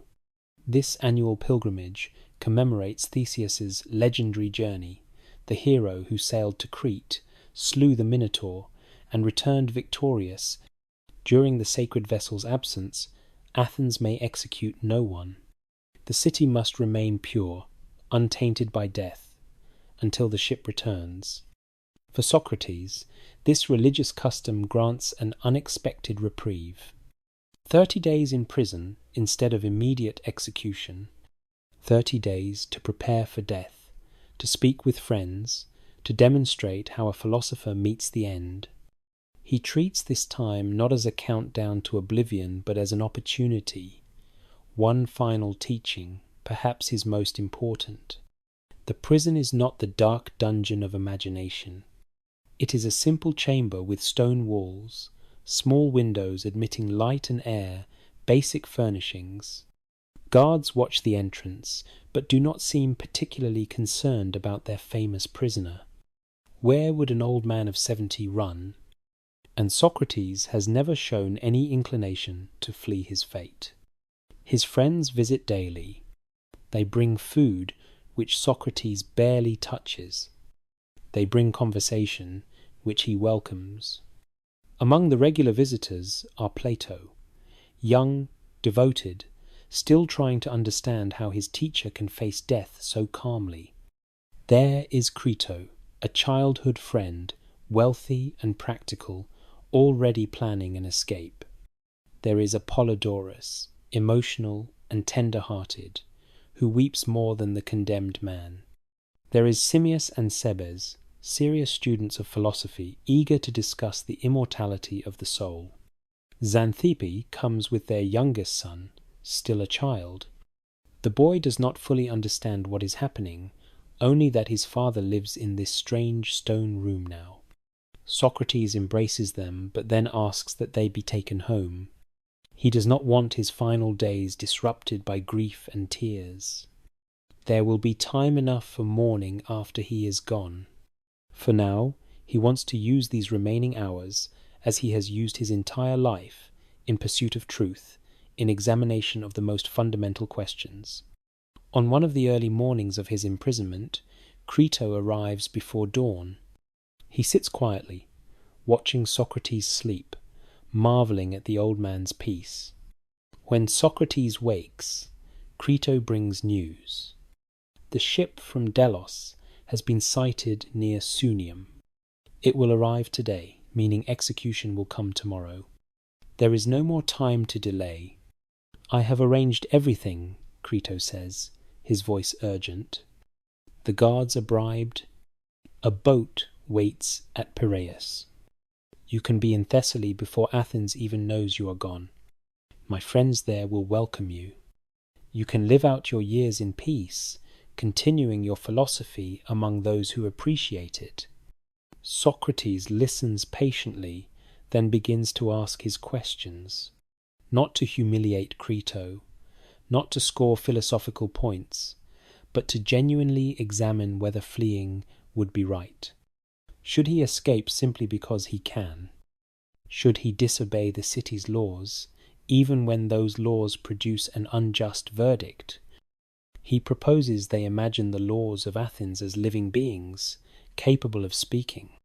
What would these laws say if confronted with his escape? Would they not argue that he, by living 70 years in Athens, accepting the benefits of citizenship, agreeing to abide by the legal system, has entered into a kind of contract? He has tacitly agreed that when the city's legal processes produce a verdict, even an unjust verdict, he will accept it. To flee now would be to break that agreement, to destroy the very concept of law that makes civilized life possible. But the verdict is unjust, Crito protests. The laws have failed you. Have they? Socrates asks, Or have the people administering the laws failed? The laws themselves are not at fault. And if I flee, I harm not just this particular application of law, but the idea of law itself. I teach, through my actions, that laws should be obeyed only when they benefit us, ignored when they do not. What kind of philosopher would I be to advocate such a principle? Crito tries other arguments. Think of your sons, who will grow up fatherless. Think of your friends, who will be thought cowards for not saving you. Think of your mission, which can continue only if you live. But Socrates remains unmoved. His sons will grow up knowing their father died for principle, which is better than knowing he lived by compromising it. His friends' courage will be judged by their own actions, not his. And his mission, the examined life, requires that he practice what he has preached, even unto death. The laws of Athens, he suggests, would say something like this: We raised you, Socrates. We educated you. We gave you the framework within which you could philosophize freely for 70 years. Now, when we produce a verdict you dislike, will you betray us? Will you show that your philosophy was just clever words, not genuine commitment? Or will you prove that you truly believe virtue matters more than life? Crito leaves defeated but understanding. There will be no escape. Socrates will drink the hemlock when the time comes, not because he wants to die, but because living by fleeing would be worse than dying by principle. The remaining days pass in philosophical conversation. Socrates' cell becomes a classroom. Students crowd in, sitting on the floor, pressing close to hear their teacher's final lessons. The main topic, inevitably, is death. What happens when we die? Does the soul survive? If so, in what form? These are not abstract questions now. They are immediate, urgent, personal. Socrates argues for the immortality of the soul. His reasoning is complex, drawing on ideas about opposites generating from opposites, about recollection suggesting the soul existed before birth, about the soul's kinship with eternal forms, rather than temporary physical things. Some of his arguments are more persuasive than others. His students challenge him, as he has taught them to do.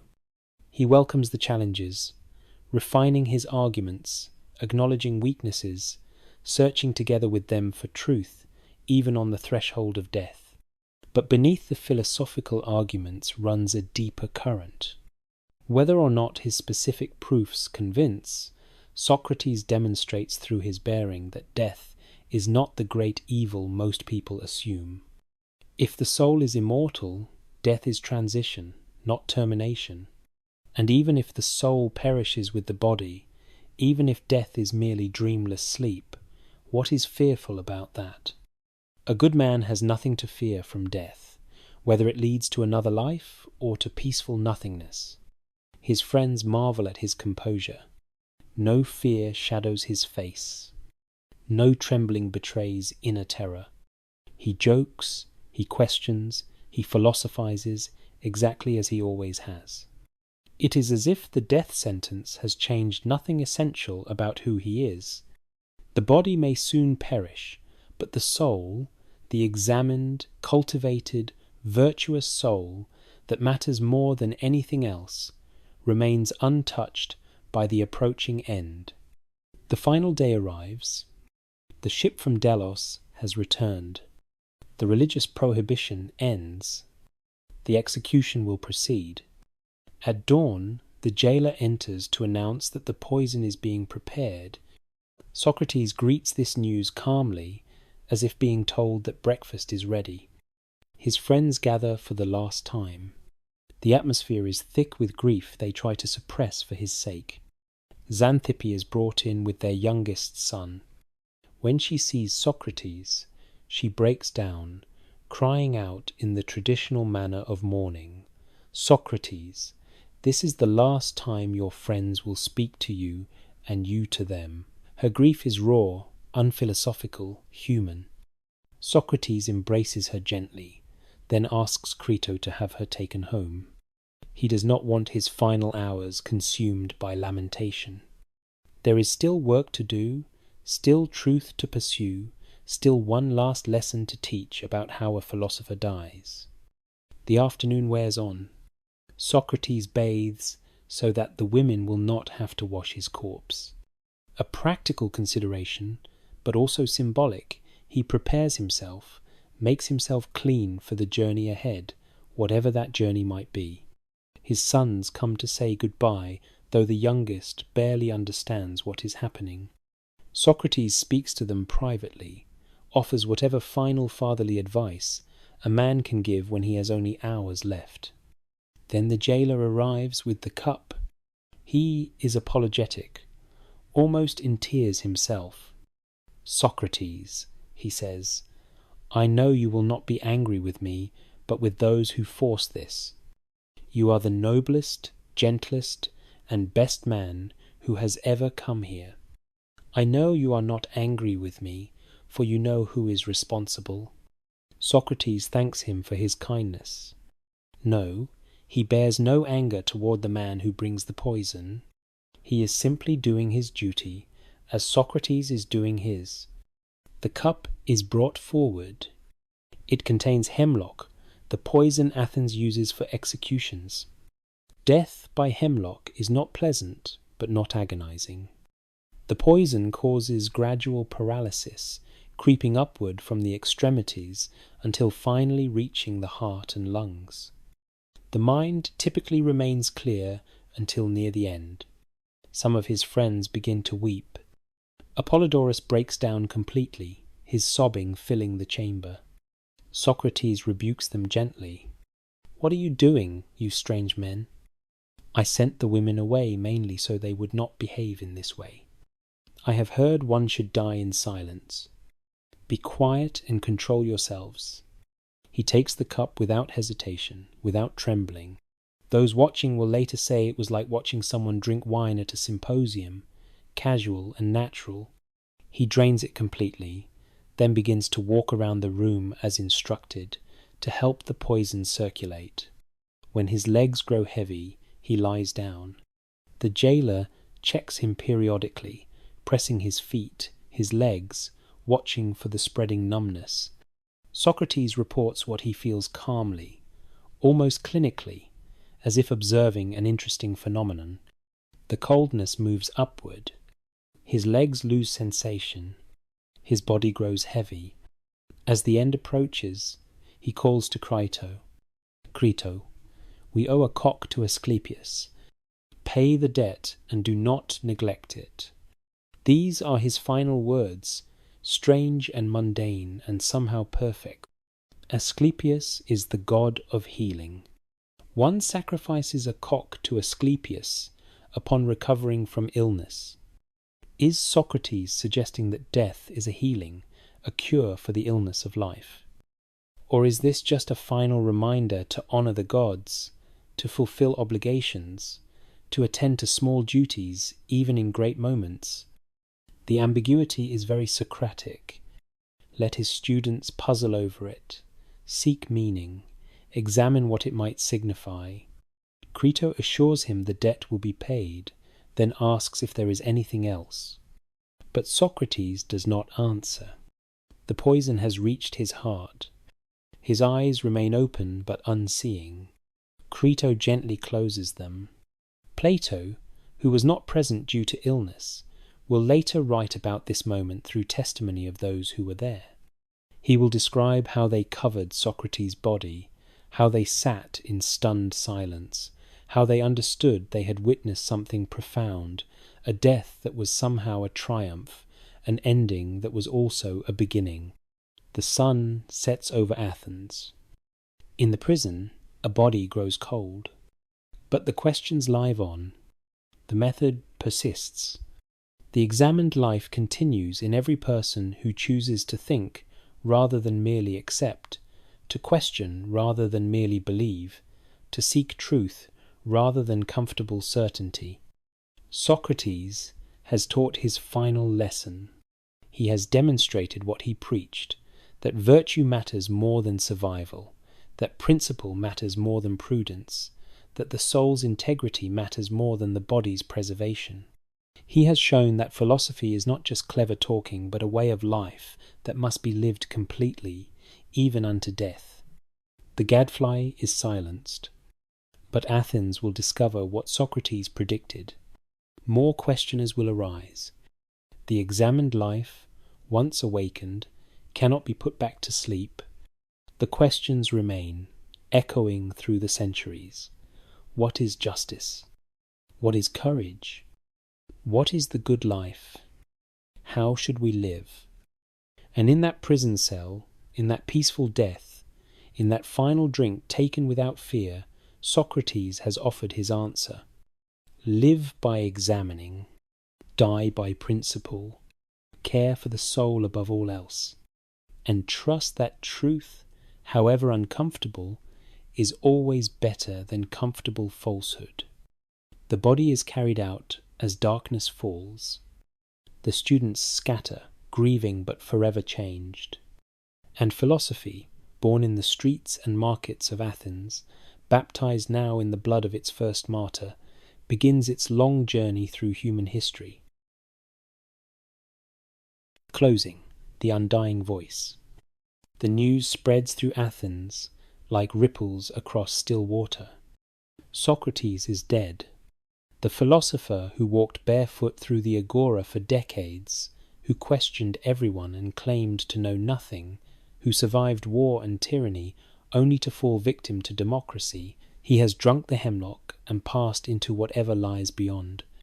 The city that condemned him continues its rhythms, indifferent in the way cities always are to individual tragedy. Markets open. Assembly convenes. Life goes on. But for those who knew him, who learned from him, who loved him, nothing will ever be the same. Plato, absent from the death scene due to illness, hears the news and falls into a grief so profound it will shape the rest of his life. He is not yet 30 years old, still young enough to believe the world should make sense, old enough to know it often does not. His teacher, the man who taught him to question everything, has been put to death by a system that claimed to value wisdom and justice. The contradiction threatens to break him. He cannot remain in Athens. Not now. Not with the memory of the execution still heavy on the city. He travels to Megara first, staying with Euclid, another of Socrates' students.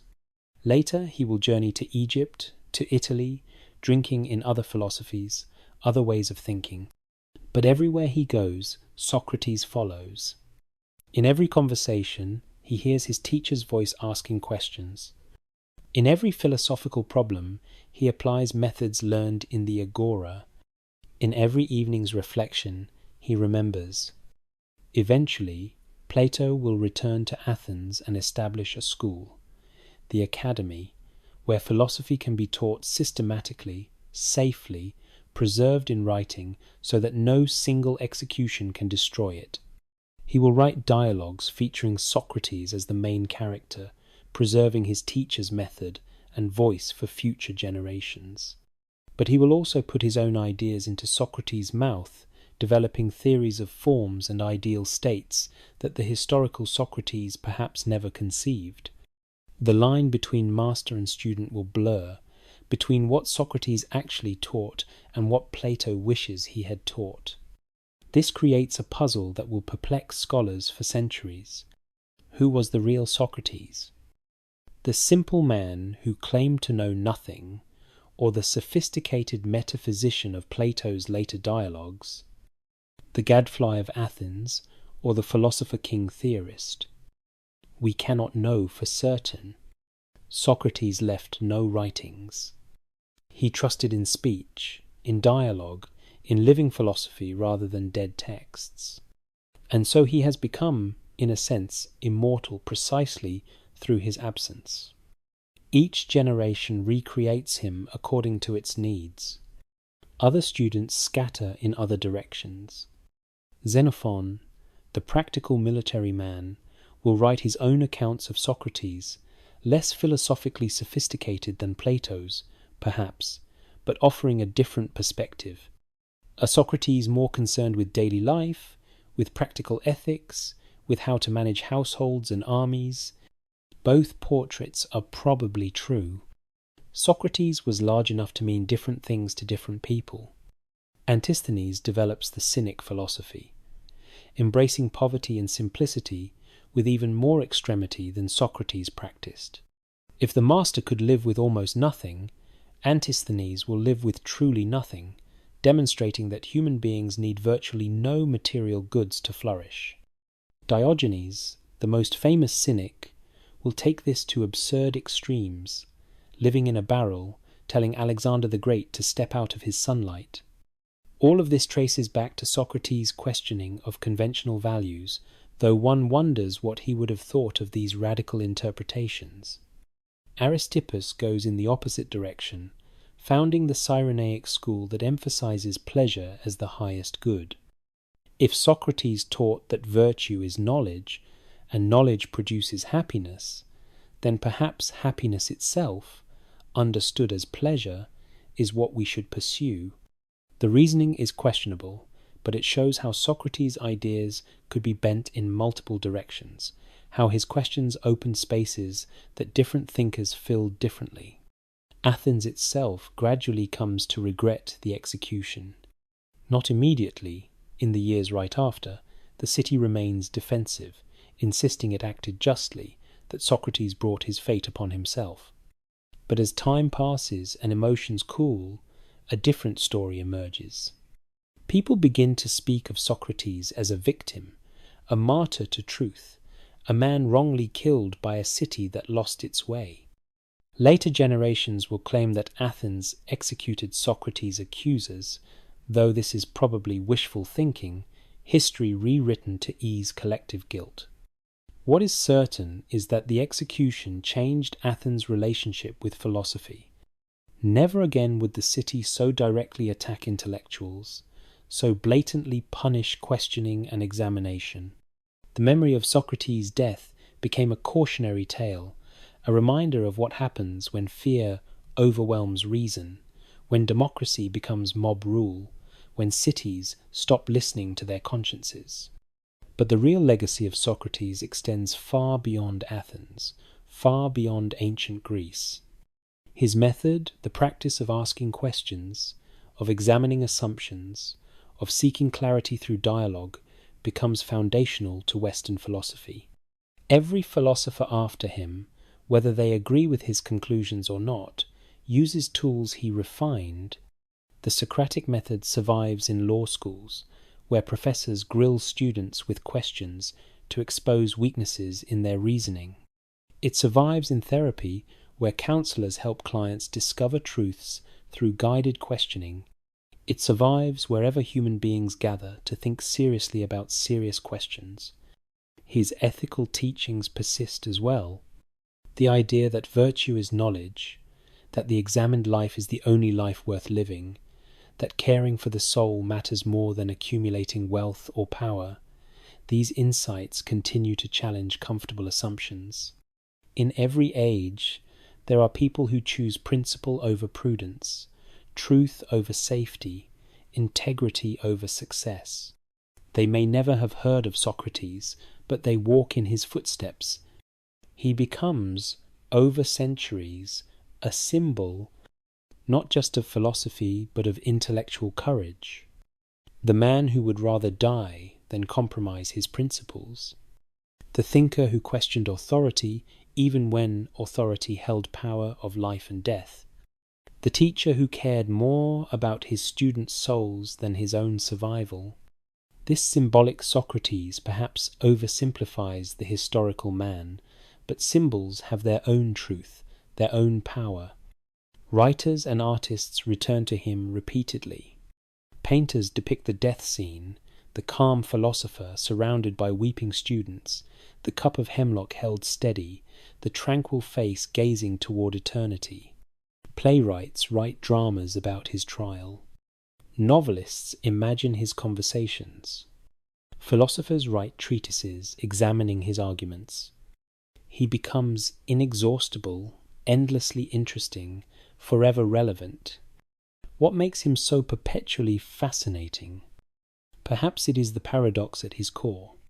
A man who claimed to know nothing yet was called the wisest. A teacher who insisted he taught nothing yet transformed everyone he taught. A loyal citizen who was executed as a traitor. An ugly man who attracted the most beautiful souls. A poor man who considered himself rich. A dying man who seemed more alive than those who killed him. Or perhaps it is simpler than that. Perhaps Socrates endures because the questions he asked have never been answered. We still do not know, not really, what justice is. We still struggle to define courage, temperance, wisdom, virtue. We still confuse opinion with knowledge, confidence with understanding. We still need someone to ask uncomfortable questions, to challenge our certainties, to wake us from dogmatic slumber. Every generation produces its own gadflies, its own questioners who sting the comfortable into examination. They are rarely popular. They are often punished. But they are necessary. Without them, societies calcify, stop examining themselves, mistake habitual practices for eternal truths. Socrates demonstrated that the examined life requires courage, not just once, in some grand gesture, but daily, repeatedly, in countless small refusals to accept easy answers. And he demonstrated something else, in that prison cell, in that peaceful death. He showed that ideas matter more than their vessels. His body died. The hemlock stopped his breath, stilled his heart, silenced his voice. But the questions lived on. The method persisted. The example continued to inspire. In a sense, Athens did not kill Socrates. It merely freed him from the limitations of a single mortal life, allowing him to become immortal in a way no living human can be. Picture Athens now, more than 2 millennia later. The agora where Socrates walked is ruins, fragments of marble columns marking where shops once stood. The prison where he died has long since crumbled into dust. The jurors who condemned him, the accusers who brought charges, the politicians who feared him, all are forgotten, their names remembered only because they intersected with his story. But Socrates himself remains, not as a body, but as a presence, a voice, a method, a question. Somewhere, right now, a teacher asks students not for answers but for better questions. A therapist helps a client examine unexamined assumptions. A citizen challenges governmental authority to justify its actions. A person sitting alone wonders what the good life really means, whether their current path leads toward or away from virtue, what they truly know versus what they merely think they know. In all these moments, Socrates lives. The gadfly is gone, but Athens still itches. The world still needs waking. The questions still need asking. And somewhere, always, in every generation, someone stands in the marketplace of ideas, barefoot and poor, and utterly committed to truth, and begins to ask, what do you really know? How do you know it? Have you examined this belief? Is your life worth living? The voice is eternal. The examined life continues. And Socrates, dead more than 2,000 years, teaches still. Sleep now, and let these questions settle into dreams.